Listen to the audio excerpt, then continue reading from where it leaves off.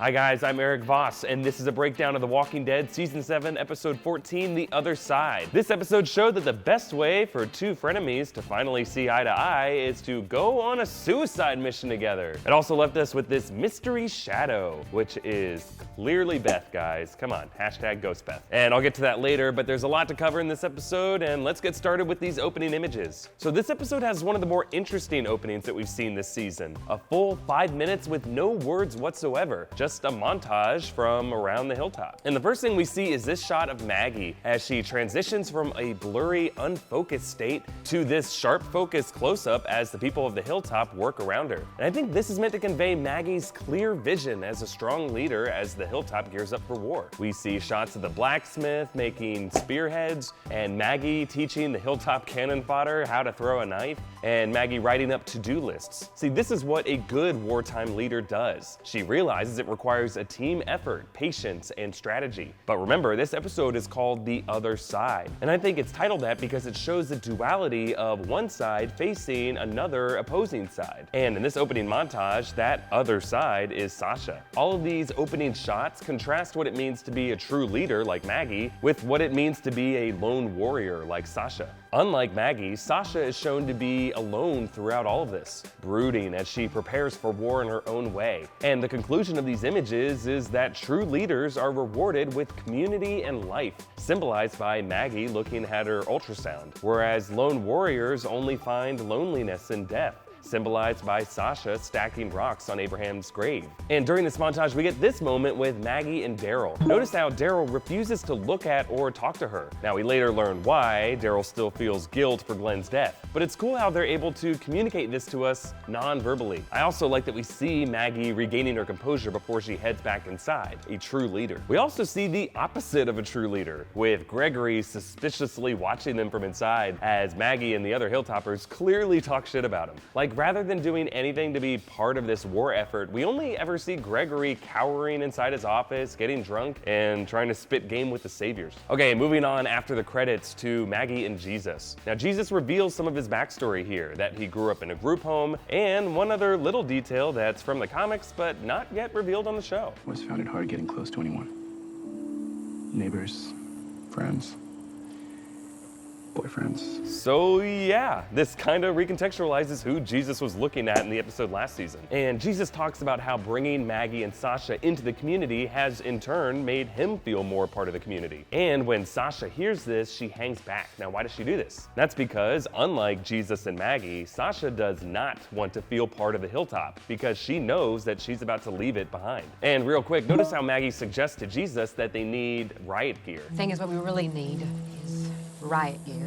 I think that's a little callback to Glenn. Maggie remembers that riot gear was the reason he was able to escape the prison in one piece. And then after Jesus catches Sasha taking his bullets, Sasha hands off this friendship bracelet that she made for Maggie's baby to Enid. And I like the parallelism between this handmade gift and the other one that we see this episode, the necklace made by Rosita initially for Abraham. And in both cases, these end up being kind of olive branch peace offerings between these women. Like, both items were initially intended for someone else, but Sasha and Rosita allowed these things to be carried on by Enid and Sasha as a sign of trust between the women. And then when Cal announces that the saviors are coming, Sasha and Rosita escape through this secret tunnel that Sasha dug, revealing that the exit strategy on Maggie's to-do list earlier was actually followed through on. But Sasha also mentions the title of this episode. Goes to the other side. Now, as I mentioned before, the other side doesn't just refer to the outside of the hilltop walls. It refers to the two sides of opposition meeting and working out their differences. And by escaping together on this mission, these two opposing forces, Sasha and Rosita, still angry with each other from the Abraham love triangle last season, will finally begin to understand the other side. Okay, moving on to this scene between Gregory and Simon. And by the way, Simon has been super fun to watch. Of all the actors to play surrogates for Negan, Stephen Ogg has been the closest we've seen to actually matching Jeffrey Dean Morgan's swagger as Negan. Kind of like that mix of, hey friend, just lighten up, I'm just joking, but also I'm taking your shit and I'll kill you if you try to stop me.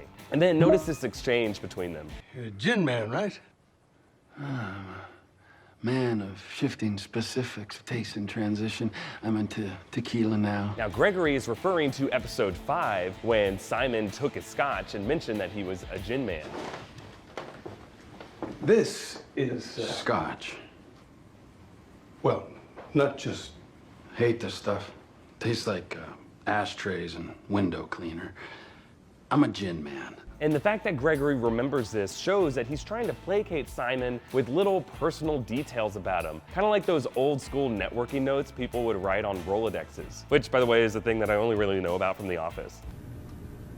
Tall and beats. Anyway, Simon now says that his tastes in liquor are constantly shifting. For Simon, this is a counter tactic. He doesn't want details about him to be on anyone's Rolodex. Like Negan, he prides himself in being unpredictable and kind of a mystery. That is how he inspires fear and exerts his authority. We actually saw the Joker use a similar technique in The Dark Knight, remember? Revising his backstory throughout the movie. My father was a drinker. He sticks the blade in my mouth. Let's put a smile on that face. So I had a wife who gambles. One day they carve her face. I stick a razor in my mouth and do this. Okay, moving on to Rosita and Sasha trying to hotwire this car. And Rosita seeing Sasha wearing that necklace that she made for Abraham. And at this point, things are still very tense and bitter between these two. Like, notice how the camera is literally placed between the actors in these tight close-ups where they look directly into the camera. It's kind of awkward to have actors look directly into the lens. It's not common on the show, but they do it here to bring the viewer into this awkward tension between the characters. And after this moment, Sasha and Rosita don't really make eye contact again until the characters make peace later on. Also, notice Rosita's line here. I thought this was the one, but And then she sees the necklace and remembers Abraham. car's dead. I think Rosita is implying some double meaning here. She thought Abraham was the one too, and now he's dead. Rosita with the wordplay. Then we get another rare shot for The Walking Dead. One long, unbroken take, running a total of 1 minute and 10 seconds, including this rather complicated move of Rosita and Sasha taking down walkers at the same time. So why did they shoot it this way? I think they wanted naturalism here, allowing the actors to deliver this bitter argument in raw, real time, and then organically build to them working together to clear an obstacle. These two have come a long way from rivals to friends, and this transitional shot is one of the key steps of that transition. Also, notice the exchange between them over whether to shoot Negan from afar or infiltrate the community and get him up close. If we shoot from a distance and miss, we don't get another chance. I won't miss. Even if you shoot and graze him and he doesn't die. I won't miss. Now, I'm not sure if Sasha realizes the shade she's throwing at Rosita right here, but I won't miss reminds us of episode 8, when Rosita had Negan right in her sights, point blank range, and missed, hitting Lucille instead, which is why Rosita is so determined to go in close this time so that they won't blow their second shot at this too. Now, back at the Hilltop, Enid tries to stall this savior named Roy from going into the basement where Maggie and Daryl are hiding. So why is Roy such a grammar Nazi? I've got fresh veggies. Stop. They're vegetables. Use the whole word. We have time. So the shortened word veggies isn't even bad grammar. But I think the point of this, other than to imply his possible backstory of being the most annoying English teacher, or just one of those weird internet trolls in the comment section who make big deals out of nothing, really this moment is saying you can't rush this guy, he's thorough. So that sets up the tension when he takes his time in the basement later on. Also, why doesn't Enid have to hide from the saviors like the rest of her people? So unlike Maggie, Daryl, Sasha, and Rosita, Enid wasn't present for the big Negan lineup. And I don't think the saviors ever saw or noticed her in Alexandria. So in a way, she's invisible to them, able to hide in plain sight. And then, small detail here, the produce in the basket is cucumbers and cantaloupes, it looks like, which aren't veggies or vegetables. But these are both significant foods from the past. Hilltop cucumbers were the same ones that were used to make the pickles that Eugene ate at the sanctuary when he seemingly switched sides. And cantaloupes from the kingdom led to Benjamin's death last episode. And yeah, I feel like there could be a connection here. Like maybe Enid will help avenge Benjamin the Cantaloupe's death by killing Eugene the cucumber pickle. And I am not at all a crazy person just reading into things. This produce metaphor theory is 100% going to happen. Okay, moving on to Simon and Dr. Harlan Carson, proving the theory from episode 11 that the other Dr. Carson that Negan referenced after he killed Dr. Emmett Carson was this guy, his brother Harlan at the Hilltop. And when Harlan realizes his brother has died, his reaction is interesting. My brother pissed someone off? Get himself killed? This kind of implies that Harlan and his brother might not have been on good terms. Like, at one point, the two doctor brothers parted ways. Like how in real life, some doctors choose to be pediatricians in small farming communities, while other doctors cash in with cushy jobs and psycho-fascist cults. Classic scenario, really. Also, Simon reveals what is in that crate that the Saviors have been lugging around. Tons and tons of aspirin. Now, this is insulting on more than one level. For one, a bunch of painkillers obviously aren't a fair trade for an actual doctor. Like, I don't think those aspirin tablets are gonna deliver Maggie's baby. But it's also kind of insulting for Dr. Carson. Like, you think this is what I'm worth? What do you think doctors do? Okay, moving on to Daryl and Maggie in the basement. Now, like Rosita and Sasha, there has been this awkward tension between these two all episode as they've avoided eye contact. But instead of Abraham being the elephant in the room, it's the other martyr, Glenn. Daryl feels guilty for Glenn's death, with his swing at Negan in episode 1 leading to Negan taking it out on Glenn. And this absolution is meant to parallel the one that we see between Rosita and Sasha later on. But again, we see that contrast between true leaders and lone warriors. Maggie ends up telling Daryl that she wanted to kill that savior as well, but she held off because she knows winning the overall war requires patience. Meanwhile, Sasha's union results in a desire to act out recklessly. And then outside, notice how Gregory glances around nervously as the Hilltoppers glare at him for giving up Dr. Carson. It looks like he's afraid of being literally stabbed in the back, Julius Caesar style. And now that we know that he has directions to the sanctuary, I feel like this fear of losing power will drive him to throw a wrench into all of this. And when the truck pulls away with Carson, the exhaust blows right over him. Like, way to give your only doctor respiratory issues. I also feel like this kind of parallels the fate of his brother, who was thrown into fire and smoke by the Saviors. So after Rosita and Sasha learn the value of teamwork via Grand Theft Auto, these two finally settle their differences as they wait to get a clear shot at Negan. Rosita reveals more of her backstory, that she learned how to hotwire cars and defuse bombs and tie knots from 3 guys that she dated, who were all apparently brothers. Like, these guys were all the sons of Sarah Connor. But Rosita assures Sasha that Abraham was different, because rather than seeing her as this helpless baby bird that he needed to protect, he valued her as a real partner. Also, let's talk about Rosita showing Sasha how to tie this knot. Will you teach me those knots? I know a bunch, but not those. Won't matter soon. It might. So on one level, this teaching moment reflects Rosita and Sasha tying the knot in a sense, finding a common ground and forming a union. And this knot kind of connects to Sasha's friendship bracelet from earlier, which, if you remember, was left untied and incomplete. Now Rosita is teaching her how to tie a knot to complete it. But also, Sasha hinting that this knot could come in handy kind of feels like it could be foreshadowing something to come. Like, I bet there's a good chance we're gonna see Sasha tie a knot to get out of a jam in the sanctuary, or maybe tie a noose for herself if she gets taken captive. I don't know, we'll see. This scene also gives us more insight into the Eugene mystery. Like, has this guy really crossed over to this other side of the Saviors? Now, I have a few thoughts on that, but first, quick shout out to our friends at Audible. Now, I know I go super in-depth into these Walking Dead breakdowns, and a big reason why I'm able to do that is by listening to Walking Dead audiobooks through Audible. Audible offers a wide selection of audiobooks and podcasts, and you can get a free audiobook with a 30-day trial at audible.com/newrockstars. One audiobook that I really liked was Robert Kirkman's The Walking Dead Invasion, written by Jay Bonansinga and narrated by Fred Berman, who also narrated Search and Destroy, which I've recommended in the past. I use Audible all the time, driving, walking around, doing the dishes while I'm in the shower, which is kind of becoming an issue because when it's a good chapter, I get all pruned, but it's so worth it. So like me, you can turn your shower into something more in a non-gross way with a free trial at Audible. Just go to audible.com/newrockstars to start now. Okay, back to Eugene. So notice how they see him ordering Walker fortifications with Grimbly Gunk the monkey in his pocket, and then later they hear his radio commands in which he confirms his loyalty to Negan in the most redundant way.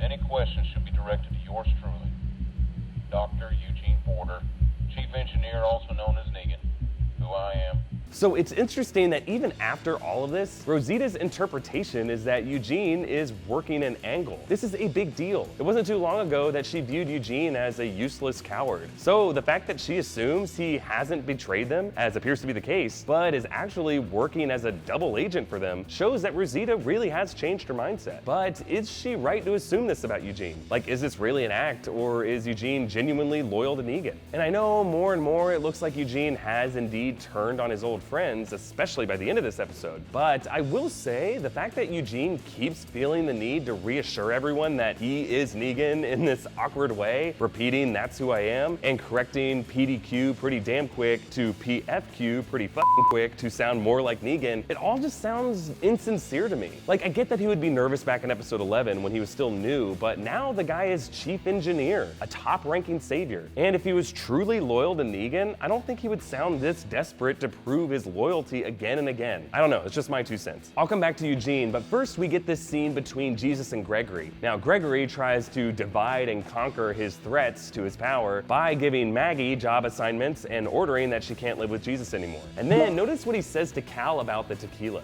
Crack that open for me, would you? That is the same phrasing that Simon used earlier. We'll crack open some tequila. And I think this fanboy crush that Gregory has on Simon will come back as a problem for Maggie in the near future. And then moving on to this final scene at the sanctuary. Eugene discusses security with this other savior, who then gets taken down in this out-of-nowhere headshot, which seems like a callback to Axel's death in season 3 at the prison. And then we come back to this question. If Eugene is working against Negan, why wouldn't he escape with Rosita and Sasha when given the chance? But if you think about it, this actually kind of makes sense for Eugene. Like, he can see that their plan is not that well thought out. It's just the two of them. No Rick, no Maggie, no backup. It's literally a suicide mission. In fact, it's a lot like the suicide mission proposed to Eugene by the other 2 women in the sanctuary in episode 11, which he also refused to take part in. So I feel like once again, Eugene is sticking to his own long game because he has the most confidence that, unlike everyone else, he's actually put a ton of thought into his plan, and it'll maximize his chances for survival. Now, I could be totally wrong, and Eugene will sorely disappoint all of us. I think a good sign of that will be if he ends up snitching on Rosita and Sasha. We'll see. And then when Sasha tricks Rosita and runs off into the sanctuary alone, it's less of an act of betrayal than it is an act of love. Like, now that Sasha truly understands who Rosita is and what she can do, Sasha knows that Rosita's diverse skill sets are more useful to their people, whereas Sasha has always been better on her own as a killer. And the closing images of the episode leave us with this mystery. Who is this shadowy figure approaching Rosita? Well, obviously it looks like the figure has a crossbow strapped to his back, making me think that this is Dwight. Like, we've all been waiting for Dwight to turn on Negan, and helping Rosita could be a good way to finally do that. But let's look more closely at this shot and adjust the brightness and the contrast. Actually, that looks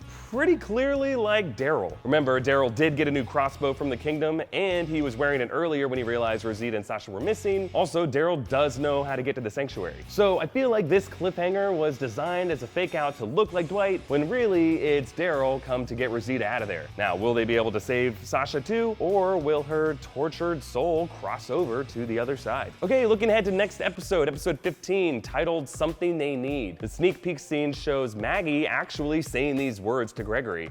They're looking for something they need. Something they need being the revenge that Rosita and Sasha are seeking. And the fact that Gregory implies that all of her friends are missing is even more evidence that, yeah, it was Daryl in that final shot. And in a promo for the last 2 episodes of the season, we see that Gregory is holding a knife behind his back in this scene. So even though it seems like he's trying to make peace with Maggie, I really think his ultimate strategy is way more evil. Also, I'm not sure if it'll be next episode or the season finale, but the promo also shows a return to Oceanside and an explosion there, making me think that Rick will get the guns that he needs, but he may have to take them by force. Also, it looks like Erin's boyfriend named Erik will be joining them. And considering this guy never goes on missions, I feel like this doesn't bode well for him one bit. And some lingering questions. 1, was Sasha right to think that she, not Rosita, was more expendable? Like, to be honest, if I had to choose between them, Rosita's constant anger at everything with a pulse is way more exhausting. But I understand why Sasha made this decision. I mean, hey, someone's got to make Alexandria's necklaces, right? And 2, do you think there's been enough Negan this season of The Walking Dead? Like, Jeffrey Dean Morgan is such a huge presence on this show, and I feel like that larger-than-life persona has been kind of limited on this season. Now, I understand that Jeffrey Dean Morgan probably gets paid a lot per episode, but it's just kind of annoying to go through these long stretches where Negan only shows up over the radio or through a sniper scope. And as much as I love Simon's character, it seems like he was just brought in so that they wouldn't have to use Negan as much. I don't know, maybe I'm just being nitpicky, but let me know what you think in the comments. And be sure to check out all my other breakdowns of season 7 episodes. Thanks for watching, and if you like this video, please hit like and subscribe to New Rockstars. Also, Also, please share this video, and if you really like New Rockstars, you can contribute to us on Patreon. Thank you so much to all of our current patrons. You guys are awesome. You can hit me up on Twitter at EA Voss with any thoughts you have on The Walking Dead, or follow New Rockstars on Twitter at New Rockstars for updates on our videos. All right, thanks for watching. Bye.